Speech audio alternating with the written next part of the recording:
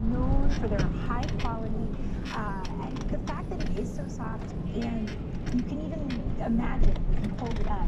It's thick. You know what I mean? Say, don't you dare tear a page. I'm not going to tear a page, and that would really offend your sensibilities. But the ink is not going to bleed through, and the notebooks themselves are lightweight. Do you remember when we were in high school?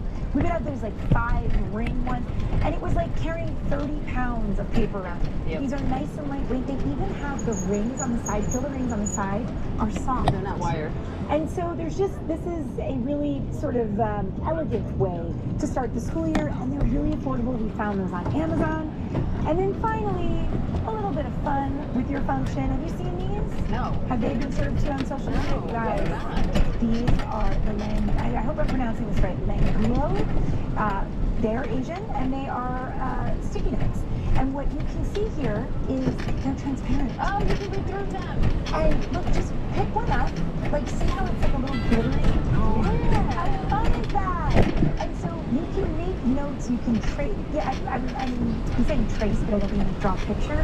But sometimes it's just quicker to write the note over the overlay than it is to look at the note and then write it again. These are really fun, come in a lot of different colors.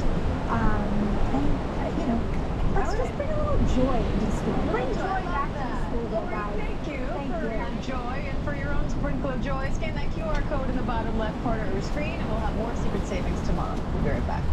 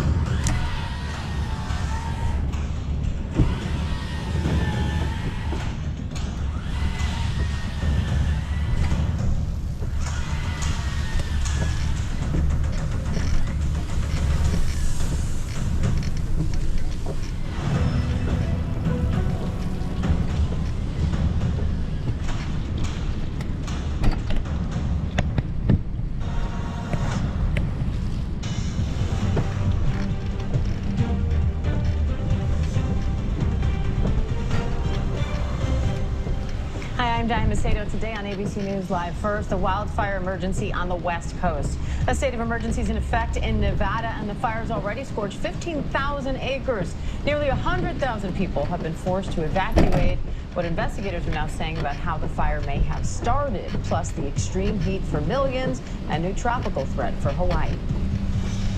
The escalating trade war between the U.S. and Canada. President Trump is imposing steep tariffs on billions in Canadian goods. How Canada's firing back and the impact it could have on your wallet. And the tense moments in the Lindsay Clancy murder trial, why the defense just grilled the prosecution witness, and what to expect from closing arguments. But first, Nevada is facing a wildfire emergency. The Hawk Fire has burned more than 15,000 acres, and officials are urging nearly 100,000 people to evacuate.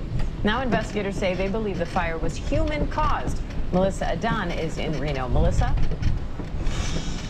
Hey there, Diane. So look, out here in northern Reno, conditions here are tough because this is just the latest wildfire on the heels of recent wildfires that have impacted this area. Now, we are on US 395. This is a major highway here in Nevada. It is closed off. You can see that roadway blocked off. And the concern here is that at one point over this weekend, the wildfire was so erratic, it jumped the highway.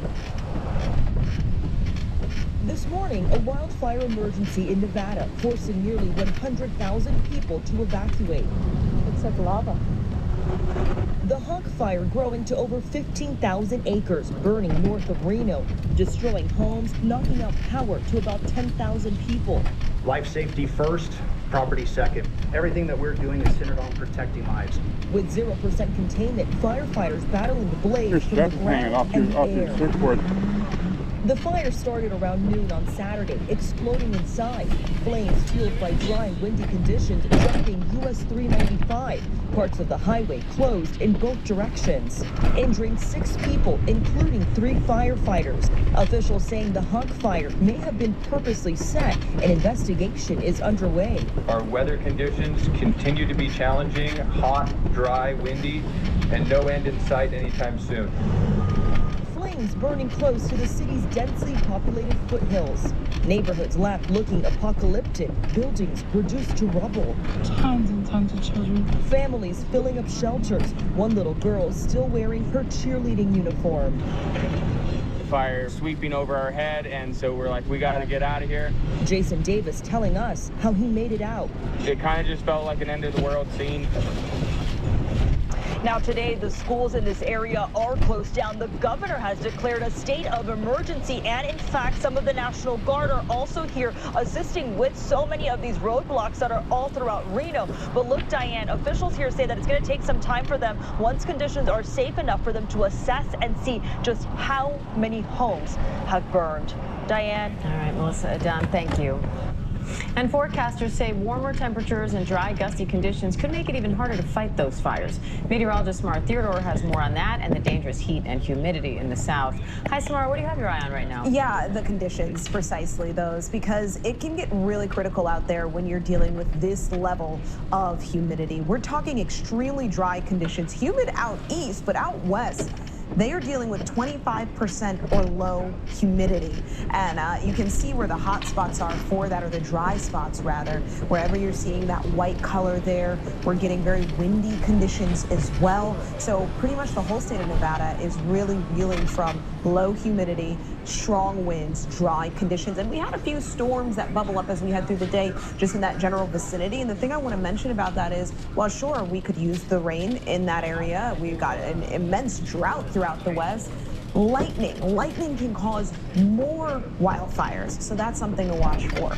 Extreme heat warnings have been issued for the west from Las Vegas to Phoenix. Burbank 99 degrees under a heat advisory today. And over the next 3 days, temperatures will continue to be in the triple digits. 103 on Wednesday in Burbank, Las Vegas, 109 in Reno there, where Melissa is, temperatures in the low 90s through the end of the week. It's not just out west. We're also dealing with some extreme heat in parts of the south. Dallas, Texas, 106 degrees is what it'll feel like this afternoon getting off work. And then through the end of the week, still feeling like the triple digits from Houston to Little Rock right on into Jackson. And finally, I'll leave it here. Next week's temperature outlook from August 31st to September 6th doesn't look like there's much in the way of relief for those in the south. We're actually trending warmer than normal for much of Texas, into the Panhandle and out towards Arizona. Diane? All right, Samara Theodore, thank you.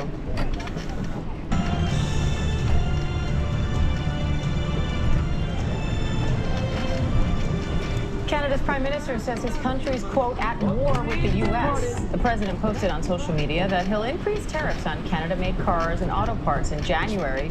New 50% U.S. tariffs are in effect on Canadian goods, and both countries are blaming the other side for the trade talks falling through. Now President Trump's posting on social media that he'll increase tariffs on Canada-made cars and auto parts in January. ABC News White House correspondent Karen Travers has more on those tariffs. Hi, Karen. Tensions between Trump and Prime Minister Carney seem to be escalating. Where's that going? Yeah, well, in terms of a relationship and negotiations, there is certainly nothing in sight right now because they broke down. The president last week had said he thought that there was a deal. He seemed to indicate there was a deal. That did not happen, and those tariffs went into effect over the weekend. 50% tariff on Canadian goods coming into the United States. The White House, though, this morning, even as the president is digging in and now announcing the potential of new tariffs that he says would not go into effect until January 1st. Unclear why he would wait so long for that. We, of course, have asked the White House, but they're also downplaying the potential impact on American consumers and the American economy. We heard from the U.S. Trade Representative earlier this morning here at the White House, and here's what he had to say about the state of play. I think this is a little bit of a tempest in a teapot. The tariffs went into place over the weekend, which we've warned about for a long time. They only cover about 5% of Canadian trade and only 0.06% of U.S. overall consumption. Now, of course, Canada does not see it the same way. The Prime Minister says that this is now a war, and they're going to fire back in this trade war. They're putting their own tariffs on American goods starting on September 8th. Those will also be 50%. They say they're going to match the U.S. dollar for dollar. There's also pushback from some officials up there saying you cannot trust the president or this administration on these issues. Diane? And Karen, Treasury Secretary Scott Bessent says the so-called economic D-Day against Iran will be the toughest sanctions in history. What can we expect when he speaks this afternoon? He's doing a press conference this afternoon, and hopefully we get details of exactly what this is going to look like, because so far the White House has not put that out. He says an economic D-Day is coming for Iran. This is in an op-ed he published over the weekend, but he provided no details of what these sanctions will look like, who is going to be sanctioned, what countries that do business with Iran will be included in this, and how the United States is going to enforce this. The big question, of course, will be, is China going to be impacted by this? Because, of course, they're Iran's top trade partner. And for a variety of reasons, we've seen the president not want to go after China in order to put pressure on Iran. Bessent said that the objective of these new sanctions is to, quote, ensure Tehran stands alone, trying to put more pressure on them to end this. Bessent also said that at this point, the war is, quote, entering the end game. We'll hear from him in a couple of hours. All right, Karen Travers at the White House, thank you. And U.S. border agents have arrested the father of an American sailor serving on the USS Abraham Lincoln. Navy sailor Joshua Avila says he found out about his father's arrest during his record 9 months aboard the USS Lincoln in the Middle East. The Homeland Security Department says agents arrested his father, Luis, during a traffic stop in Florida when they discovered he had entered the country illegally. His wife says he's been in the U.S. for nearly 20 years and has a work permit. Now DHS says Luis will remain in custody pending deportation proceedings. And AI data centers have become a key issue ahead of the midterms. An internal GOP memo says support for data centers could cost Republican seats, but the issue is defying party lines. Now a new poll shows 7 in 10 Americans are against building AI data centers where they live. Elizabeth Schelsey is following that story for us. Hi, Elizabeth. So how is this impacting the midterms? Yeah, Diane, the numbers on this are pretty stark. That new Fox News poll showed that 7 in 10 Americans oppose building AI data centers in their communities, overwhelmingly from both Republicans and Democrats. This is a defining campaign issue now in the midterms, going across traditional party lines. We do not want a data center in this county.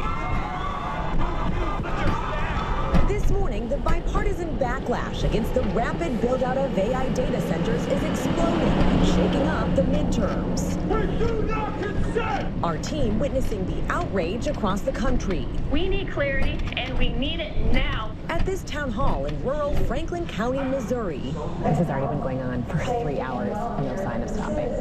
For 13 hours, hundreds of residents protesting 2 proposed data centers, worried they will spike utility bills, drain water resources, and destroy farmland. You will ruin the very best part of Franklin County to allow data centers to be built on this land. Across the U.S., tech companies are pledging hundreds of billions of dollars to build these facilities that keep the internet and AI running, promising jobs and big investments in the communities.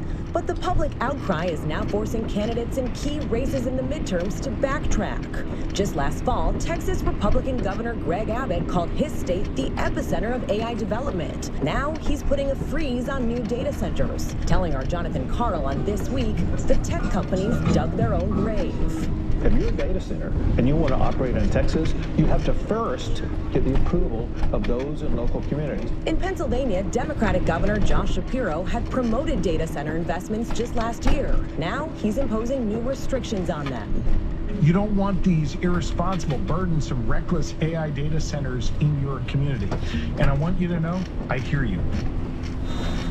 To key races in the Senate, too. A new memo from the National Republican Senatorial Committee warned that data centers could cost the party a key Senate seat in Ohio, Diane. And Elizabeth, several states are already banning the construction of new data centers. What are you watching for next? We have seen already 15 states put forward legislation, proposed legislation that would be temporary bans on new data center construction. And in New York, that was the first state to put in place a moratorium on the biggest AI data centers, on construction of those. There's a lot of opposition at this, not just at the state level, Diane. We also saw in Virginia, the state put in place the first tax on energy consumption on these data centers. So they're basically taxed on how much electricity they're using. But what we've really seen, especially from going inside these town halls and seeing this, a lot of the opposition is really coming from the grassroots, local level, ground up. And that's why we're seeing some of these candidates change their positions, Diane. All right, Elizabeth Schulze, thank you. And the U.S. Postal Service is proposing a new rule for mail-in ballots. It would require states to collect and report basic voter information like name and address. It would also attach a unique barcode to every mail-in ballot distributed. And state election authorities would then need to put the information into a federal ballot mail portal before the ballot is accepted. The Trump administration has been working to collect voter information. The changes can't take effect until a U.S. appeals court lifts its injunction. A key witness is expected back on the stand today in the landmark Meta trial. 4 states are seeking up to $1.4 trillion in damages, claiming the social media giant engineered its app to get kids addicted. Meta disputes the allegations and says evidence will show its commitment to supporting young people. But if they lose, the company could go bankrupt. Now a child psychologist is expected to present research she says links increased social media use with depression in children.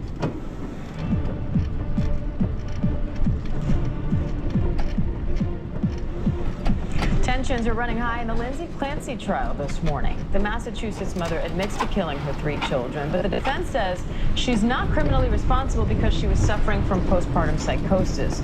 Prosecutors say the act was planned and deliberate, and now the defense just grilled a forensic psychiatrist who claimed Clancy had a depressive episode and isn't bipolar. ABC's Peter Haralambis and ABC legal contributor Shauna Lloyd have more on this.